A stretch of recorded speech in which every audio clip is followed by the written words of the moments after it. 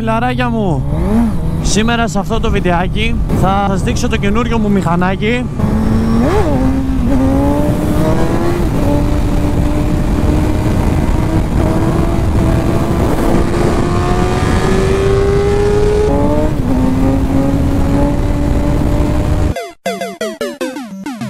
Είναι ένα σουζουκάκι χιλιαράκι ZSXR 2007-2008. Πολύ καλό, παιδιά, πάρα πολύ καλό μηχανάκι. Από όλα τα κάπα κίνησης γενιάς νομίζω είναι το πιο ωραίο. Εντάξει, και το επόμενο το K9 είναι ωραίο με το ναητό μπροστά, αλλά νομίζω ότι αυτό είναι, εμένα μου αρέσει πιο πολύ. Το συγκεκριμένο φοράει φίλτρο και εξατμίσεις, δεν ξέρω αν φοράει πρόγραμμα. Φοράει γιοσιμούρες διπλές. Διπλές και διπλές, δηλαδή τετραπλές. Έχουμε βάλει την ολόσωμή μας, τις μπότες μας, τα γαντάκια μας, το κράνος. Κάτσε μωρέ κάτω.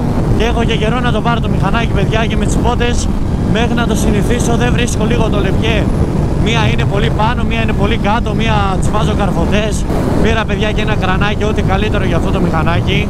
Είναι πολύ ελαφρύ, είναι πολύ ωραίο, δεν σε κουράζει. Πάμε να κάνουμε ένα 2.99, τι λέτε? Άντε, πάμε ένα έτσι, μια καλημέρα.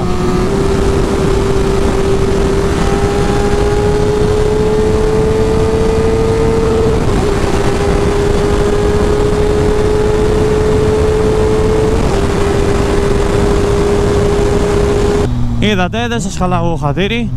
2.99 θέλαν τα φιλαράκια μου, 2.99. Να σας πω λίγο πώς προέκυψε το K. Αρχικά να πω ότι δεν έψαχνα K.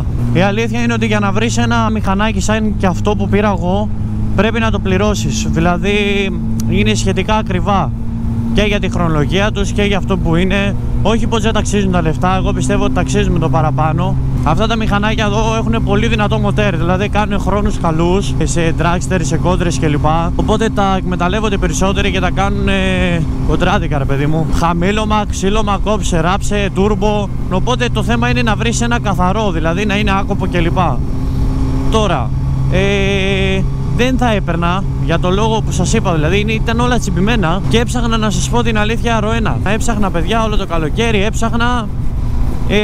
Είχα δει και 5-6 και γενικά πολύ πατεντοφάση τα περισσότερα. Βρίσκω αυτό το μηχανάκι, λέω αυτό το μηχανάκι είναι για μένα, μακάρι να μην το πουλήσει, πάω το πάρουμε.